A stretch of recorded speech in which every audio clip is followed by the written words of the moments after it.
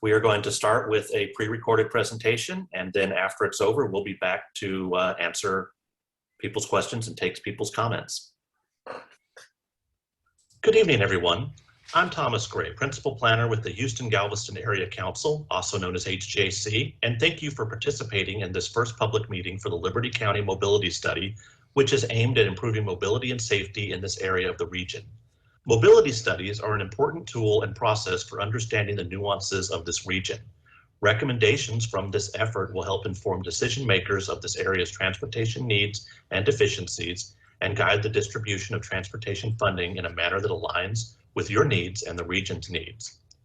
Due to considerations regarding the COVID-19 pandemic, we are conducting this meeting virtually in lieu of a live in-person meeting. All attendees except the presenter are in listen-only mode during the presentation. At the conclusion of the presentation, we will enter a question and answer period where you can ask a question by going to the options bar at the bottom of your screen and selecting the raise hand reaction. If you are calling in by telephone, press *9 to raise your hand. Staff will then recognize you and unmute you so you may speak. Please limit your question or comment to 3 minutes maximum. After you are done speaking, be sure to click the raise hand reaction again to lower your hand. Servicio de traducción al español estará disponible. Si necesita estos servicios, levante la mano que se encuentra en la parte de abajo de la pantalla para pedir un traductor. An American Sign Language interpreter is also available for this meeting per the instructions shown on the screen. The format for this meeting will consist of 2 parts. First, we will introduce you to our project team and the scope of the study. This will include the steering committee members in the study area and an overview of the extent of the study area and schedule. This will also include a description of the vision and goals of this effort and a summary of existing safety, congestion, and mobility conditions. Our team has used this information to develop the priority network, where we will focus on the analysis and development of improvement options over the next 6 months. The second part of this meeting is for listening to you. Your questions and comments are a critical source of input and will ensure that our team understands the issues traveling through and all around the study area. You can also let us know if we've missed anything so far. The video of this virtual public meeting will remain on our project website for you to watch again later, should you choose to at your convenience, as well as to allow others to participate if they were unable to attend this evening. We will show you how to use a new online public engagement tool for adding your pins and comments to our comment map and how to participate in our survey. The comment map and survey will remain open for input through May 14th. So let's begin by introducing ourselves to you. Before we begin our presentation, we would like you to know who we, the Houston-Galveston Area Council, are and what we do. H-GAC is a regional forum for cooperative action by local governments in the 13-county region, including and surrounding the Houston metropolitan area. Areas of cooperation include services for aging, job training, the Gulf Coast 9/11 district, the H-GAC by Cooperative Purchasing Program, small business support, community and environmental planning, and transportation planning. For transportation planning, H-GAC is the Regional Metropolitan Planning Organization, or MPO. This MPO, designated by the state of Texas in 1974, includes 8 counties, as shown here. These 8 counties include 6.7 million residents, 120 local governments, and the largest ports on the Gulf Coast. So who is our project team? Again, I'm Thomas Gray, and as project manager, I'll coordinate with our regional planning staff at H-GAC and our consulting team. H-GA staff is responsible for the communications and traffic modeling tasks. I'll be working with Michael Feeney of Kimley Horn and Associates. Michael is managing a team of planners, engineers, and data analysis experts to assist with data collection and development of options to address issues identified through this initial outreach effort. For this study, H-GAC has teamed up with Liberty County, the cities of Cleveland, Liberty, and Dayton, and the Texas Department of Transportation's Houston and Beaumont districts. Our steering committee is comprised of representatives from all of these entities and are helping to guide the study's development. These individuals are assisting with developing the vision and goals, identifying critical concerns, and considering your input. They will also assist during the next phase of the study in developing and prioritizing the improvement options. In addition to the steering committee, we are asking for input from a group of stakeholders representing local businesses, communities, transit providers, school districts, emergency services, churches, railroads, and the Port of Houston. These stakeholders have been suggested to us by members of the steering committee, and we are currently working on setting up meetings with this group to solicit input on needs and potential improvements. We will consult with them several times throughout the process of this study. Now, for the project overview, I'd like to bring in Michael Feeney of Kimley Horn to describe the study area, goals, and the data that we've collected to date. Good evening. My name is Mike Feeney, and I'm the project manager at Kimley Horn, fortunate enough to work with you and H-GAC on the Liberty County Mobility Study. Study area for this project is all Liberty County with a focus area on the cities of Cleveland, Dayton, and Liberty. And the real purpose of this study is to analyze the existing transportation network, and using future population growth and land use scenarios to recommend improvements for the future transportation network. We'll be looking at the transportation network as a whole, including options for major roadways, bicycle and pedestrian facilities, and transit. Next, the schedule. This is a year-long study, and the arrow on the schedule shows approximately where we're at right now in the process. And I'd like to point out the study team is working with the steering committee presented earlier and also getting input from key stakeholders such as businesses, school districts, community groups, and other local entities in addition to the general public. We want as much input from as many sources as possible as we begin to develop improvements. So don't be shy about offering ideas and observations. The goal of this study is better and safer mobility for all. Now onto the vision and goals for the study. The vision for this study of Liberty County Mobility Study is to address the county's needs through multimodal transportation, development, and economic policy while meeting H-GAC's overall goals of mobility, safety, and enabling economic opportunity. A set of goals were developed to examine the effectiveness of the proposed improvements we may come up with. Each stated goal is accompanied by a set of metrics so that the progress towards each goal can be quantitatively measured. Goal number one is to provide mobility solutions and travel options for daily travelers. We can measure this progress towards this goal by looking at filling in gaps that currently exist in the network. We'll also look at changes to the multimodal network where more access is provided for different travel modes, be they car, bike, pedestrian, or transit. Goal number two is to increase freight traffic efficiency. To measure progress towards this goal, we'll look at changes to truck travel times, delays, location of truck routes, number of stops, and railroad crossings. The third goal is to increase efficiency at high congestion corridors and intersections. We can measure progress towards this goal by calculating changes to travel times and congestion, as well as the general traffic volumes versus capacity of each roadway and roadway segment. The fourth goal is to improve safety at high crash segments and intersections. To measure progress towards this goal, we can measure changes to crash rates and the number of conflict points at intersections. And the final goal, number five, is to enhance economic opportunity in focus areas. Here we'll evaluate improved and new roadway cross sections, access management changes, and the overall potential economic impact of the improvements. The performance measures shown that I just described are a way to quantitatively measure progress towards the study's stated goals. This graphic shows how our sub-regional goals align with H-GAC's overarching agency goals as described in their regional transportation plan.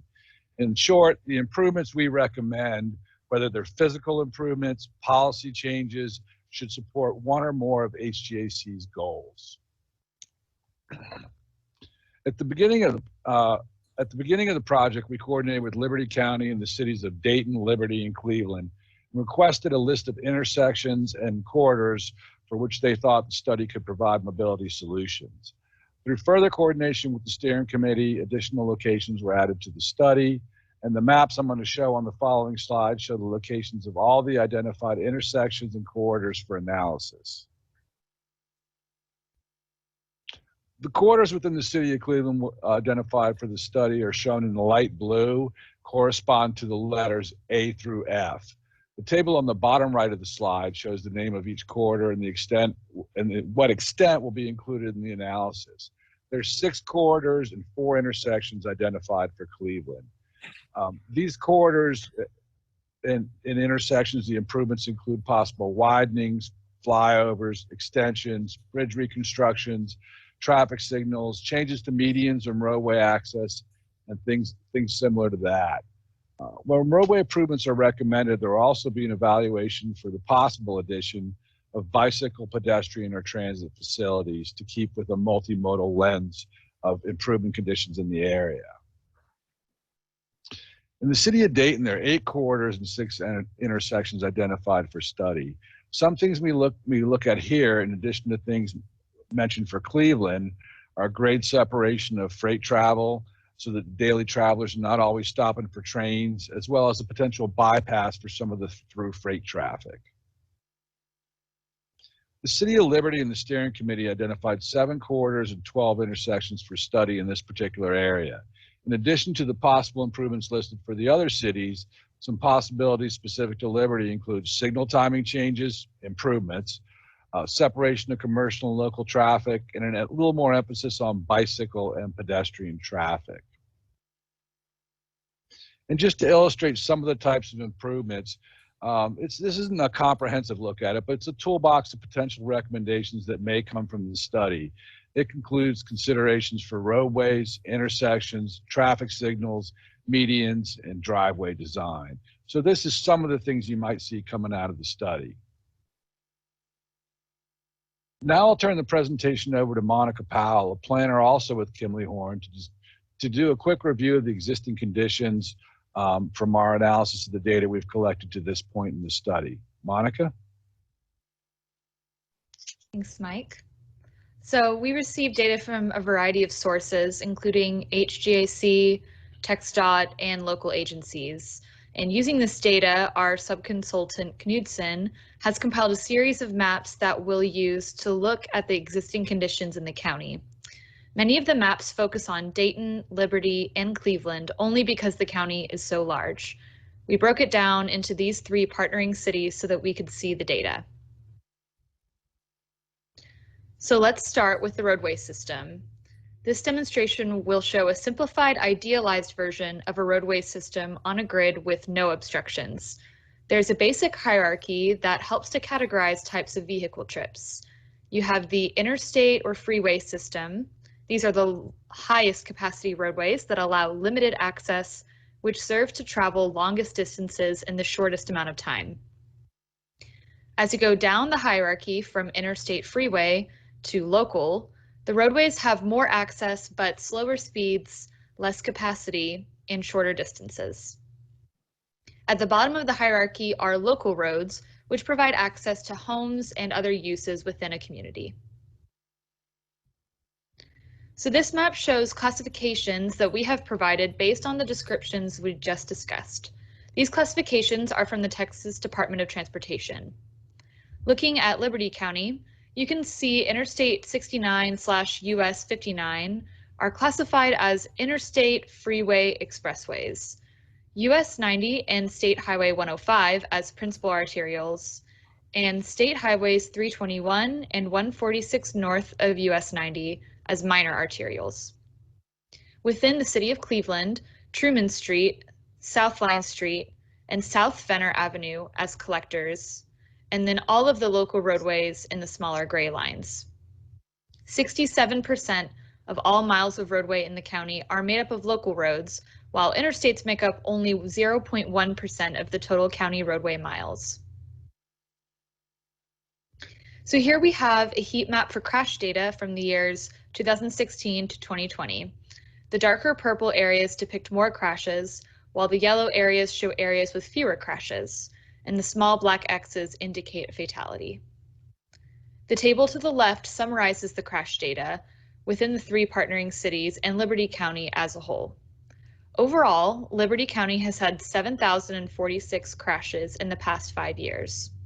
Of these, 116, or 1.6%, of the total crashes have been fatal. Looking at the data for the cities, the city of Dayton has had the most total number of crashes and also the most fatalities. For all fatal crashes in Liberty County, approximately 20% of them happened within the city of Dayton. You can see the resulting data for the other two cities on the slide as well. This information will be important as we move to the analysis and recommendation stages of the study. To address our safety goal, we will start by looking at the areas with higher crash densities with an emphasis on fatalities. These maps depict average daily bicycle counts taken by Strava for the year 2020. Strava data is provided by users, so we only have access to the data that is available as shown here. This may not give us a complete picture of what is happening, but it helps to show those corridors that experience heavier bicycle activity, which will be important information when we come to the analysis stage. For example, in the city of Cleveland, FM 2025, north of Washington Avenue, may be a corridor that we want to look at more closely, as well as the connecting roadways. In the city of Liberty, we may want to look at State Highway 146 north of US 90. Pedestrian data is also available to us through TxDOT-Strava data, but the amount of data here is much more limited. It will still be important to analyze these corridors as we move forward, though. Bus service in Liberty County is provided by the Brazos Transit District. This map shows their existing transit routes. There is one fixed route that serves Cleveland, as well as a circulator for both Dayton and Liberty. There's also a connection between these two circulators, allowing people to travel between Dayton and Liberty.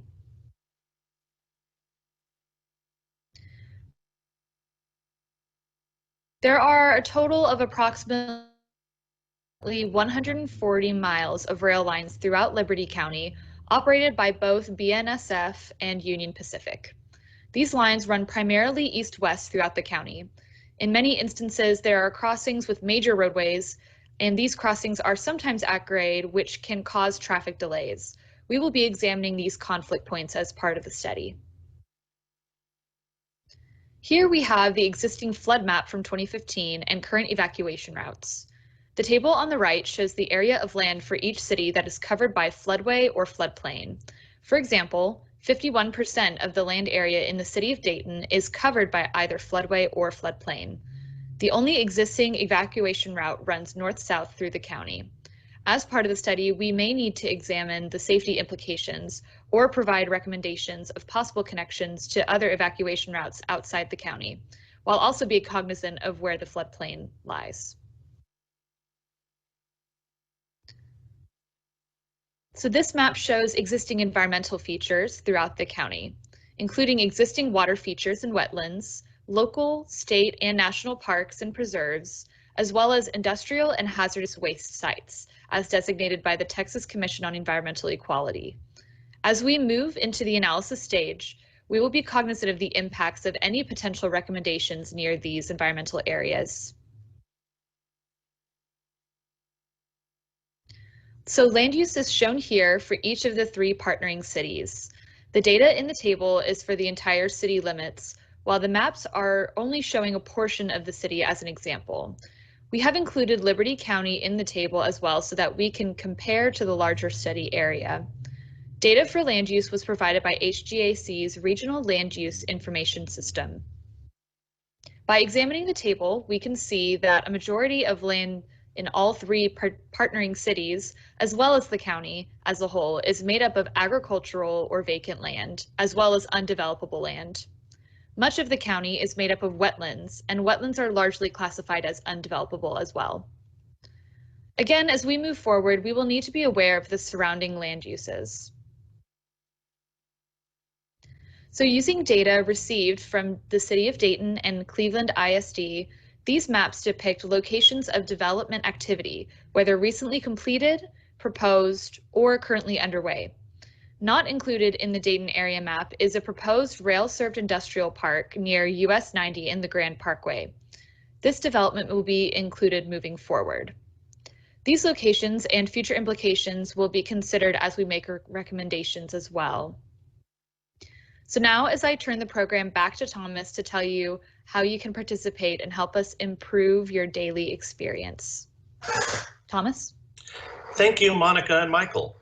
You, the people who live and work in Liberty County, are the local experts, as you are the ones navigating the transportation network on a daily basis. With studies like these, we need your feedback to tell us where you experience issues that we may not see through the data, or where our available data may be inaccurate. We have a public engagement website, engage.h-gac.com, where you can go to comment on this and other sub-regional survey studies currently being undertaken by H-GAC. At this website, you can register to comment and receive information about the study, including future public meetings. Your feedback is important to us and will be considered as recommendations for improvement are generated. So please tell us what your concerns are and what you'd like to see improved. We would now like to show you a short video on how to use our website and online engagement tool so you can provide input into this study. After this short video concludes, we will open this presentation up to a live question and answer session. Welcome to engage.h-gac.com. You can participate by clicking the Register Here button to start engaging current H-GAC projects and begin using the comment maps and project surveys. The goal for today will be to add a pin to the comment map and to take our project survey to help our project teams understand your concerns about moving through and around this study area. As an example, we will use the Southeast Harris sub-regional study, but the same process can be used for the other projects on the homepage. On the right, you will find the registration button to get involved, as well as other helpful shortcuts. You'll also find a description of the project schedule. Towards the bottom of the page, you'll find important links such as the public meeting information. We have provided quick step-by-step instructions on how to use the comment map. But today, let's click on the comment map button to explore the map together.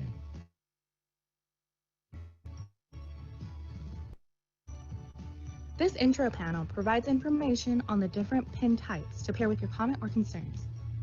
You can zoom into the map or use the search bar to type in the location, address, or point of interest. Let's add a pin. Select the pin that best describes your concern. Click and drag your pin of choice to the location of concern on the map. Once the pin is dropped, use the Add Your Comment box to describe your comment or concern. This is required for each pin you drop. Click the Add Image if possible. If you have not registered, you'll need to add your email and screen name. Check the box to agree to terms and conditions and remember to submit. You can add as many pins as you would like. Don't forget to please take the survey on our project webpage. Again, you'll need to register to participate. The survey is short, quick, and will help our project team prioritize and capture what is important to the residents, workers, or visitors of this area. Thank you for helping plan the future of this area of the region, and we look forward to receiving your feedback. So what happens next? The study team is going to review the feedback we received from you. They will analyze issues and make recommendations. There will be continued collaboration with Cleveland, Dayton, Liberty, and county representatives, and we will also be meeting with our stakeholder committees, as mentioned earlier. We expect to have a second public meeting to show these recommendations to you in the fall of 2021. The study team will also create an implementation and funding plan that the county and the 3 cities can use to put these improvements to place, and a final study report will be generated. As we mentioned at the beginning of this presentation, the rules for Q&A are as follows. Use the raise hand tool to be recognized. H-GAC will unmute you and recognize you with a raised hand. Please limit your question or comment to 3 minutes so that everybody has time to speak.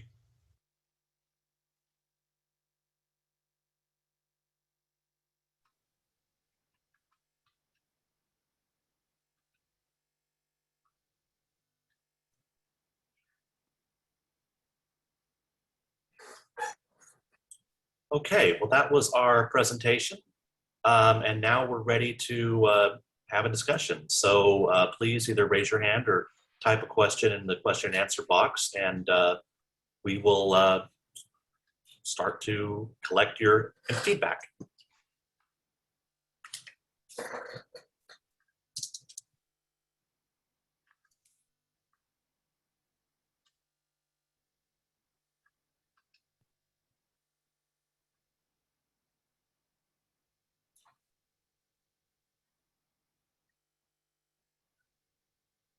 Okay, it looks like we have a raised hand. Victoria Good. You are on. Hi. Hello. Yeah, my name is Victoria Good, and I am one of the past chairmen for the Greater Cleveland Chamber of Commerce. I am also a business owner. So I just wanted to emphasize the need for a few different projects. The 2025 overpass at 59 and the, well, let me talk about that for a second. So North Side Elementary School will be opening up there on 2025. And there's also going to be a gas station put in at that intersection. That, along with the Love's gas station that is already there, create a lot of traffic. The next project would be FM 1010 Plum Grove Road. Again, that is a school-related issue. You may or may not know that Cleveland is the fastest growing school district in Texas. Yes. So the southernmost part of our school district creates a lot of congestion on FM 1010. Well, all of that development, it goes all the way to where the Grand Parkway will be. So from downtown Cleveland all the way to where the Grand Parkway will be off of 1010, or that area is just too congested. It creates a lot of traffic delays. School buses sometimes run an hour to 2 hours late because of it. And that's just a big issue. The third thing is Highway 105, 321, going from Cleveland to Tarkington. That area, there are a lot of accidents, and that area needs to be widened, and there should be a turning lane. And then I said three things, but the fourth thing is, and I don't even know if this is the time to say this, but the on-ramp from South Washington Avenue onto 59 is a disaster.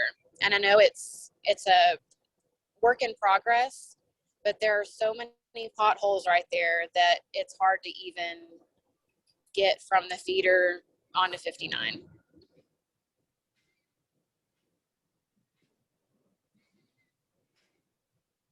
Okay, thank you. We have been aware, yes, we appreciate that. We are aware of those issues, especially the 2025 overpass. It has been emphasized to me by representatives from Cleveland, including other folks from the Chamber of Commerce, that is a huge issue.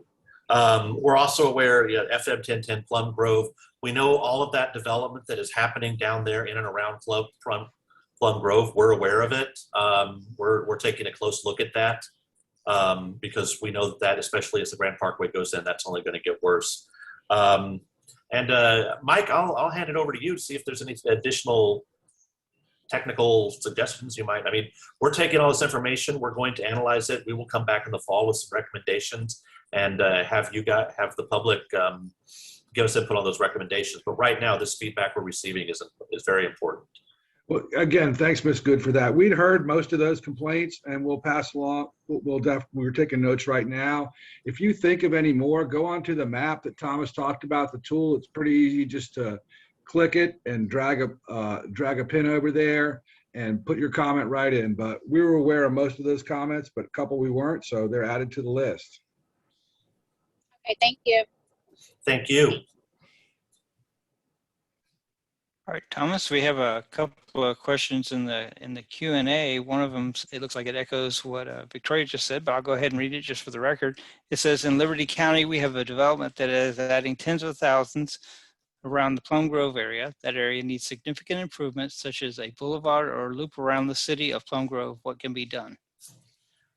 Again, we are aware of that development that is occurring down there, and we will take a close look at what can be done. In addition to comments such as Vanessa's, I've also received comments, email from people who live down there that are concerned that there's only one way in and out of their neighborhood. That's to and from 59, which is under construction where they are right now, and there's not a back entrance or a back way out to FM 1010. So we're definitely aware of that. We know that that's a fast growing area with those new developments down there. And the study team will definitely take a close look at that and see if what can be done to alleviate the congestion, because it has been made clear to me and the rest of the study team that the congestion down there is only getting worse. All right. Are we ready for the next question? Sure, unless anybody else wants to chime in on this one. No, that was identified early on, the issues there, Thomas. So it's Yes. definitely been a focus and will be as we're into the process of developing solutions. All right. Moving on, this is from Kimberly Judge. Mhm. Who says, can more changes be made to the land use map? You mentioned rail logics located on Highway 146 south in Dayton. However, over the last few months, staff has received several new residential development inquiries with approximately 1,000 new lots.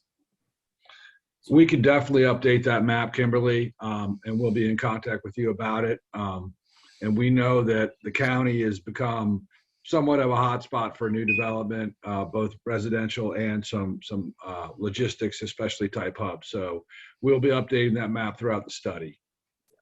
That map originally came from our Community Environmental Planning Department. It's called Regional Land Use Information Service, or RLUIS. And we try to keep it as updated as much as possible, but we're an 8-county region and we have a lot of acreage to cover. So any input you can get to help us keep that map even more up to date is definitely appreciated. So we will, like Mike said, we will continue to work on that and try to make it as accurate as we can be. All right. Then next we have Vanessa Brasher, who says the city of Dayton also needs a loop. Traffic is backed up constantly, and when an accident occurs, it can cause major problems. Yes. Well, that's one of the things we were looking at in the video. We even showed a little diagram showing a potential loop around the city of Dayton. One thing we are definitely aware of is that kind of all roads lead to Dayton. You have 146 coming up from Mont Bellevue. You have 1960 coming over from Atascocita. You have Highway 90. You have 321. And we know that they all kind of mix there right in the city of Dayton. So that is definitely something that Dayton, the people of the city of Dayton have made us aware. We're aware of it, and it is definitely something we're closely looking at to see if we can figure out how to ameliorate those problems.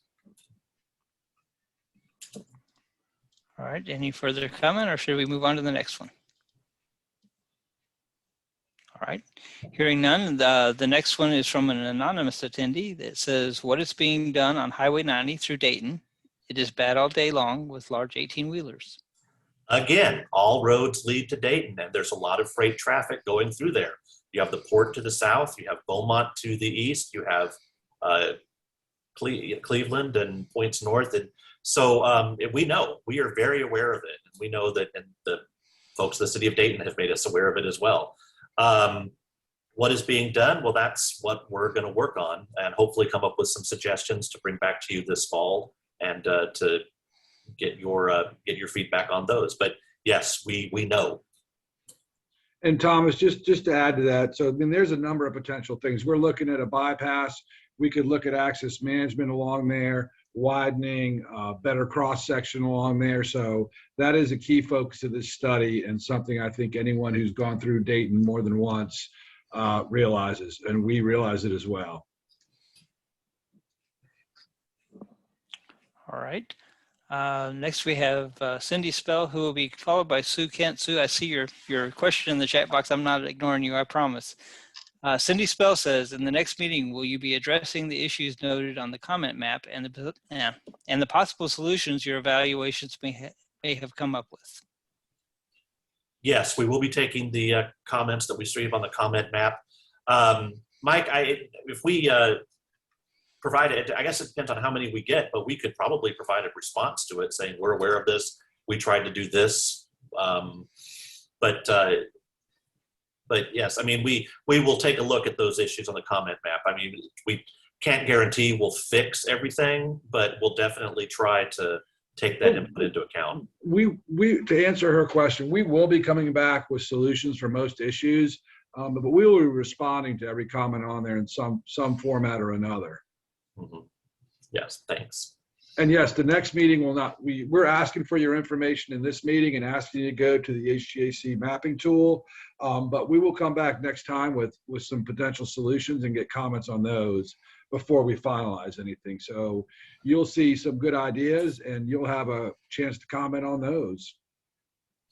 Thank you, Mike. All right, next in the chat, we have Sue Kent, who asks, is there a start date for the Highway 90 expansion? We need, this is a TxDOT question, so I don't know if there's anybody in the audience from TxDOT that might be able to answer this. If so, raise your hand or type it into the chat box. But I don't, oh, Noel Salak has raised his hand. All right, here we go. Just for everybody, Noel Salak is the TxDOT Beaumont District's Liberty County engineer. There you go, Noel. Are y'all able to hear me? Yes. Yeah. Yes. Okay, could somebody repeat the question? I knew it was about Highway 9 or US 90. It says, is there a start date for the Highway 90 expansion? And I guess in what fashion? There's a few different projects that we have going on for US 90. Is there a specific section you're asking about? Well, the question, Noel, was on the congestion going through Dayton, so I would assume it's roughly centered around Dayton.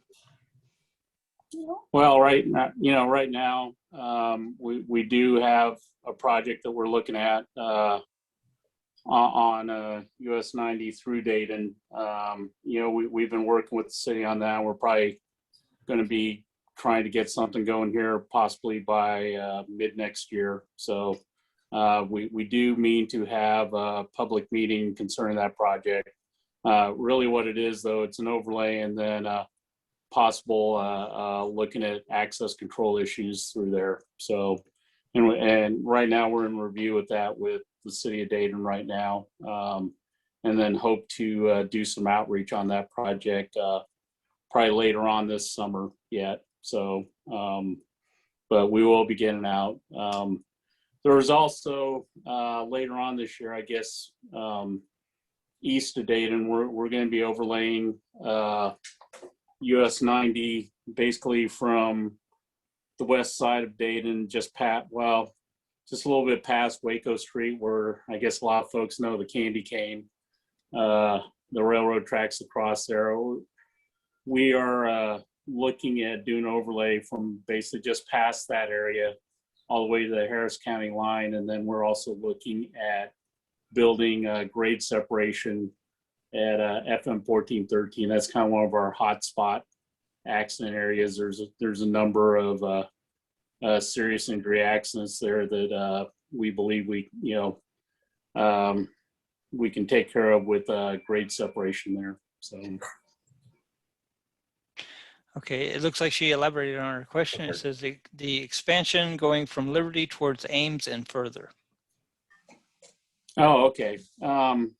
We have been doing some development work on that. Admittedly, I think we were looking at the possibility of then to sometime in 2024, but right now that question's actually up in the air right now. We're kind of looking at the funding on that project, and we do mean to build it. Just maybe just a little bit later, but the project basically between Liberty and Devers, I think is what you're talking about. That's the 4-lane, basically the 4-lane widening from Devers. Basically it's a continuation. It'll expand it up to 4 lanes divided in some sections, then 4 lanes separated by open left turn lane or raised median. We're kind of working on developing that project right now. So. Thank you, Noel. All right, and then we have Jim Kane, who it looks like maybe is a similar question. It says, given the severe congestion going through Dayton, what is the timeline to see any improvement? Right. Well, as Mr. Salek noted, there are some overlay projects that are planned and hopefully can start up within the next year or so. It takes time for a lot of these projects that we're going to develop out of this study. You have to do more. You come out with a list of projects, then you need to do environmental planning and engineering and right-of-way acquisition. Sometimes it can take a few years, and especially funding is also a concern. So what is the timeline to see any improvements? Well, hopefully you'll see in the short term, you'll see some pavement improvements and things like that. The bigger improvements are going to take longer, and how long that takes, it depends on a lot of issues. So it could be 5 years, it could be 10 years. It depends on the project. All right. We got a lot of great questions. Then we have Robert Ward, who said, are there plans to improve 146 bypass in Liberty? There are now 2 schools side by side on it, and the bypass is 2-lane from just south of Walmart to 90. A center turn lane is badly needed now the whole length of the road. Okay, we'll take that question, and then we'll go back to Cindy Spell, had a link to a comment map. But as far as the 146 bypass in Liberty, that's also, and Michael, you can correct me if I'm wrong, but that is also something else that we've been asked to look at by the City of Liberty, because we know that the bypass, we know that the community college is over there. We know that's a heavily trafficked area. Yes, that was identified early on, and we are looking at that. And what the exact cross-section or solution is, it'll be determined through our work in consultation with the steering committee for this study. And then real quick, I want to go back to Cindy Spell, who had a link to the comment map. I will go ahead and read her link. She's put a dot at the intersection of North Main Street and East Clayton Avenue. And she writes, impossible to put a pin everywhere that there is this particular issue. Damaged and poorly patched roads all throughout Dayton and Liberty County. Terrible wear and tear on both the vehicles and the people in the vehicles whose bodies are negatively affected by the jarring effects. And yes, maintenance is an issue, especially when you have more traffic, you have more vehicles on the road, more tires on the pavement, and the wear and tear is an issue. So that's something else we'll be aware of, and perhaps even make some recommendations about prioritizing maintenance. You know, and Thomas, that fits in with H-GAC's agency goal of maintaining a state of good repair for the infrastructure. So it's definitely something we're going to be talking about. So some of the solutions may be, as you mentioned, policy solutions or recommendations for scheduled maintenance, things like that. So, and that's poor road conditions. I live in Houston, so it's not just limited to Liberty County. So, but we will take a look at that, and we have seen some of those. All right, my apologies to Cindy. I did not realize that wasn't a comment. Right at this moment, Thomas, I'm not seeing any more questions or any raised hands. Well, we'll give people a few minutes to either raise their hand or type in more questions. But these questions that we're receiving are great, and it just always helps. Some of these things are things that we have been aware of, but it always helps to have validation and confirmation that yes, these are issues that the public. Jay Knight, I think the county judge would like to say something. Good evening, Thomas, and everyone that's online with us. A lot of interesting questions. And I know whenever we moved into this agreement to work with y'all between the county and especially the city of Cleveland, city of Dayton, and city of Liberty, the questions are going to be coming up. When will this be finished as far as the study is concerned? And then when will the study actually be looked at and acted upon? And there's an awful lot of animosity with some of the folks who live in the county that they want to see instant results. And I think it'd be an excellent time to explain the process, if you can, about how these things move through H-GAC and the call for projects for funding. And also, this is not a wish list by any means. This is a necessity type list. But at the same token, we need to look at the prioritization of the difficult projects that we seem to have imposed. So if you could maybe just walk the folks through a little bit and what the process is. When you mentioned it could take anywhere from 2 years to 5 years to 10 years, I know this for sure, but a lot of folks don't understand the process, and it might help just to give them a little bit of an insight. Sure, and Judge Knight, thank you very much for being here. We appreciate it. And Yes, I will, I'll ask if anybody else from H-GAC wants to chime in, but at the basic level, what we do, we have something called a TIP, or Transportation Improvement Program, that we update every 2 years or so with projects that from around the region. The cities and counties and management districts and whomever from the around the region will submit. We have an open call for projects, and basically they submit applications, and our Transportation Policy Council, which is kind of the regional, I don't want to say government, but it's the, they govern the, or oversee the Metropolitan Planning Organization, which is our 8-county region. We use a set of criteria to decide which projects to fund, and then we fund them, and they go into the capital improvement program of the agency that's coordinating it. And that's in a nutshell, and somebody else could probably explain it in a little bit more detail than I could. But it's one thing you need. You need to have the project, number one. It helps to have the project in your long-term RTP. Number two, it helps to have a sub-regional study, such as what we're doing right now, to come up with a list of projects. And then it also helps to have local expertise regarding environmental, right-of-way, impacts like that, so that the project can be create as much benefit. There is a cost-benefit analysis that goes along with it, so the project creates as much benefit and is as implementable as it can be. So there is an evaluation process, and like I said, we do this every few years. And Thomas, to tack on to what you and Judge Knight have said, we're going to focus on kind of grouping our recommendations on things that could be implemented in the short term, the near term, the midterm, maybe 5 years or so, and really expensive things may take up to 10 years to get the environmental done. But we're going to break it out because we know the county residents and businesses and want some things that they can do in the short term. And I'll just follow up with that. Someone else asked a question on, can the traffic lights on Highway 90 be coordinated better? This might help with traffic flow. Yes, they could be. Yes, we're looking at things like that. We do a lot of that work.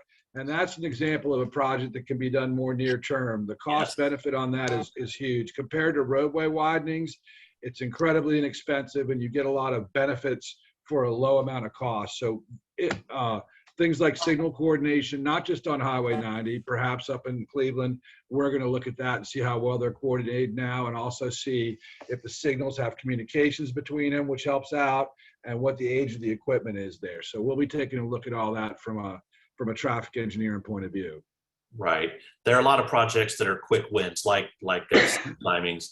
But when you're talking about things like grade separations, bridges, bypasses, obviously those are much more involved, so they have a much longer lead time.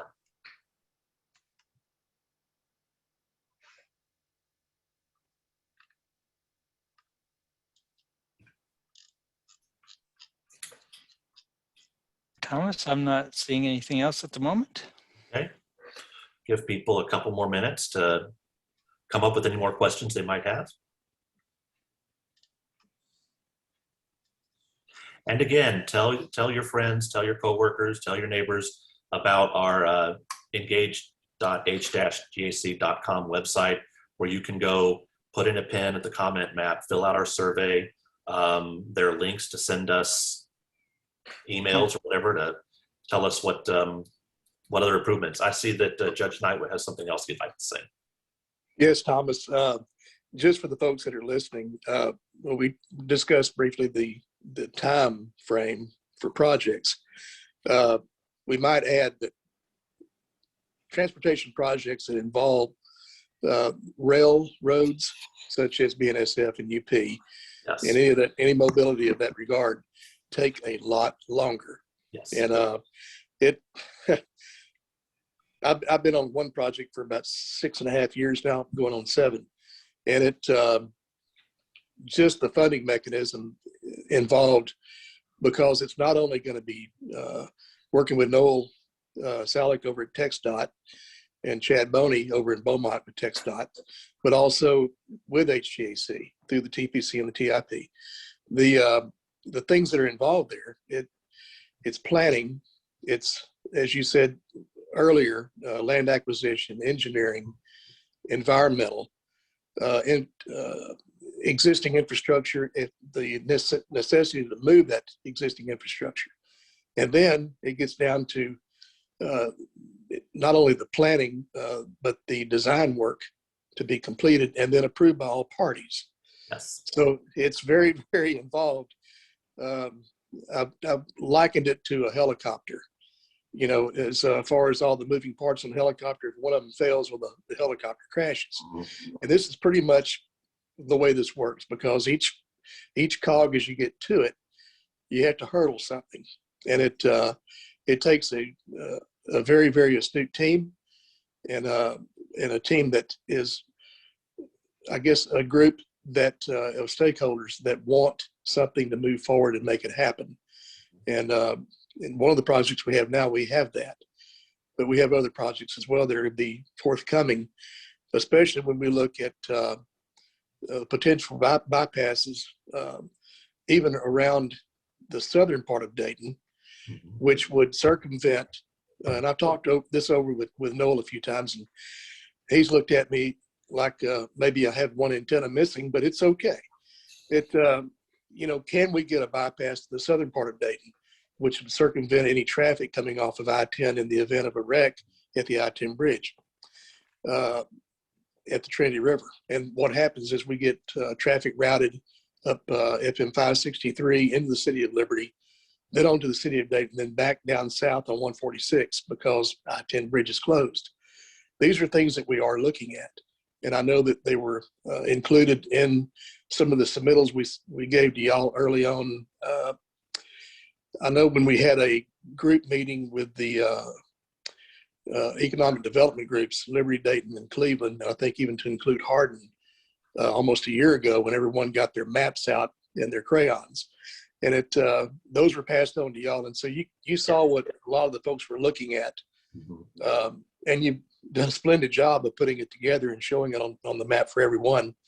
It's just the wait and see aspect. Yep. So just understand, folks, it's not waving a magic wand and it happens tomorrow, especially when you're dealing with a railroad. I love TxDOT, but normally their first three answers are no, and their fourth answer is maybe. Okay, but we do have good partnerships, and I've seen a lot of good grace working together with the three cities, and even wrapping around over into Hardin area. So let's keep the momentum, and let's keep the planning and the goodwill. It takes time, and it takes thinking outside the box. Yes. It takes patience too. Thank you for that. I appreciate that, Judge Knight. Yep. I see that Noel Salick, he can't, he has a response. Judge, everybody hear me fine? Yes. Okay, Judge, I very much appreciate that. I know sometimes, you know, you get your 3-4s, sometimes even 4, and then a possible maybe, but you know, and with all that being said, I mean, you know, actually, I very much appreciate the relationship that TxDOT has fostered with Liberty County and the judge. You know, and y'all do hit it on the spot. I mean, I you know, yes, there's some things that we can try to do pretty quickly, and we try to do with our maintenance dollars. But at the same time too, some of these larger needs, especially when it comes to congestion, just they take a lot of serious time and a lot of hard work and a lot of coordination, not just with the local county, not just with city of Dayton, you know, the folks over city of Dayton, city of Cleveland, city of Liberty, Hardin. But it also takes a very coordinated effort along with H-GAC. I mean, that we're, you know, oddly enough, we're all partners in it, and very much appreciate the communication, because I mean, really, that's about the only way we get any of this stuff done. And I realize that sometimes for folks that they might think it's a little, it's a little crazy how long it takes, but it is a process, and we very much appreciate y'all's patience. But at the same time, I mean, there's a lot of concerns. I mean, Judge and I have talked a fair amount about all kinds of things. I don't think he's as crazy as he thinks I think he is. I actually very much appreciate the input the judge has. I mean, if nothing else for me, he brings in a lot of that historical perspective that really helps me understand and try to advocate as best I can. And so I just, once again, appreciate the kind words, Judge, and I appreciate the time the H-GAC has taken. I know it's a very important piece of it, and helps, will only help Liberty County and some of the needs that we're really needing here. So thank you. Thank you.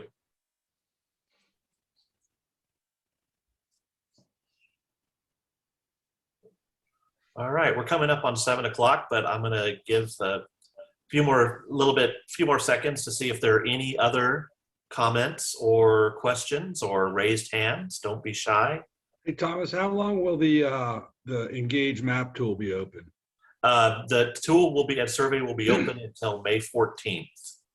So that gives you 2 weeks in a day for you, your friends, family, coworkers, neighbors.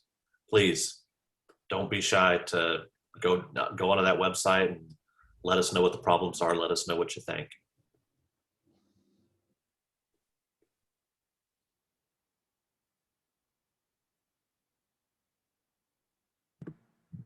Okay, Greg, I think we can go ahead and start the follow-up poll question while people think about if they have one last comment for us.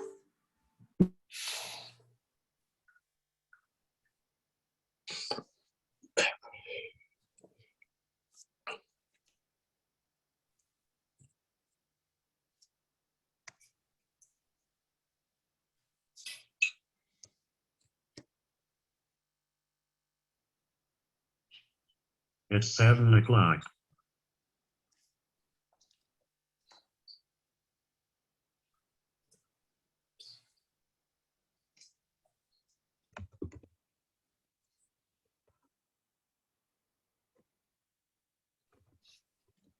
Thank you, Jeff.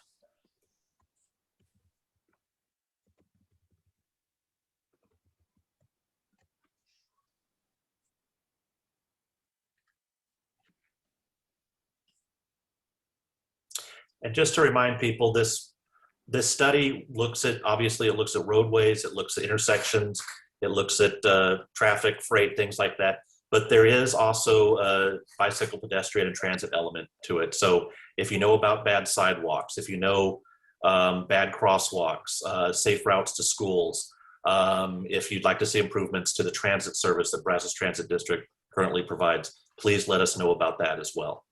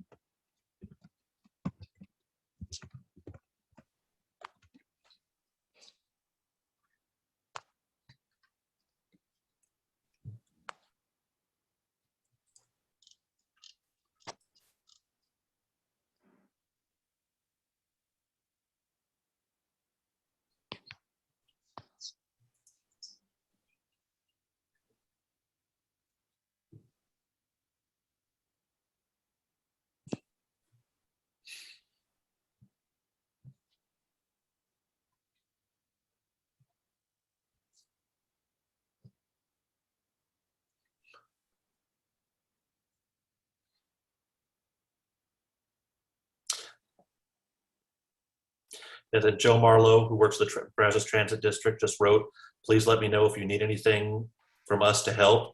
jp@btd.org is my email. So you, in addition to talking to us about transit, you can speak to the Brazos Transit District as well. Again, she's jp@btd.org. And as we noted in the presentation, the Brazos Transit District provides the bus service in Cleveland, Liberty, and Dayton.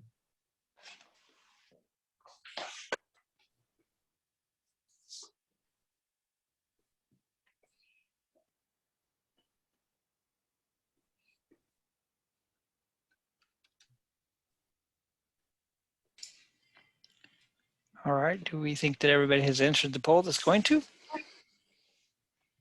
Okay, Yes. I'm going to go ahead and end the poll then. Okay. We will put a copy of the, or a recording of this presentation on it'll be accessible at the engage-h-gac.com website for you or for other people who weren't able to attend tonight to watch it. And we do appreciate everybody taking some time out of their evening to be with us, to watch our presentation, and to give us these excellent comments.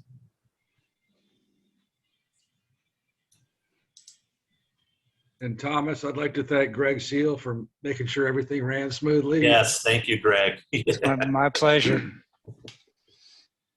I'm glad it ran smoothly. Mm-hmm. Yep. All right, guys, are we about ready to wrap it up? Yes, I think we can go ahead and sign off. Thank you so much, everyone. Good Noel night, and Judge Knight, thank you for joining us. Yes. Thank you very much. Good night, everybody. Good evening. Night.